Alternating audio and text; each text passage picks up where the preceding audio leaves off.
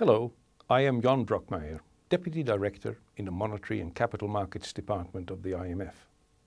I would like to summarize the main points of our Global Financial Stability Report Market Update. We see that risks to financial stability have intensified since last October. Financial markets worldwide are continuing to experience ongoing deleveraging pressures amidst a deepening economic downturn.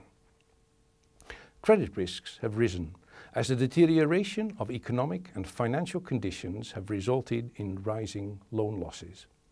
At the same time, the flight from risky assets and illiquid market conditions have increased funding costs, even as risk-free rates have declined with monetary easing.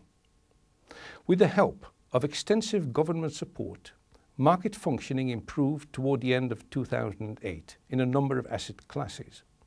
However, the negative interaction between the economy and the financial sector has intensified as the credit crunch bites harder and extends globally, with confidence among financial counterparties remaining strained.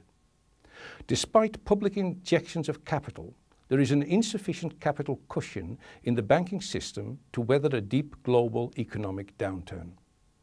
Emerging market countries, particularly corporate borrowers, remain extremely vulnerable to continued deleveraging and credit retrenchment.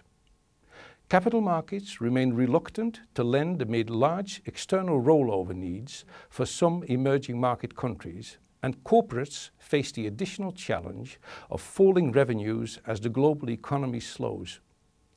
There is a potential that the abrupt pullback from some emerging market country assets by investors and heightened financing costs will erase some of the economic gains these countries have made in recent years.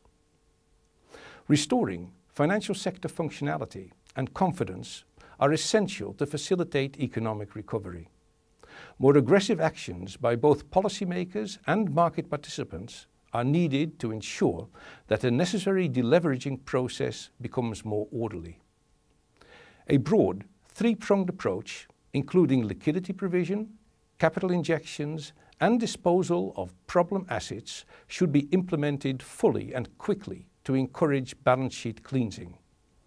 At the same time, international cooperation will be required in order to ensure the policy coherence and consistency needed to re-establish financial stability.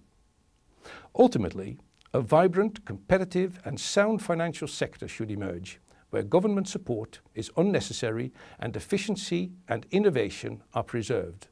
This is only possible if authorities move expeditiously to facilitate the necessary financial restructuring.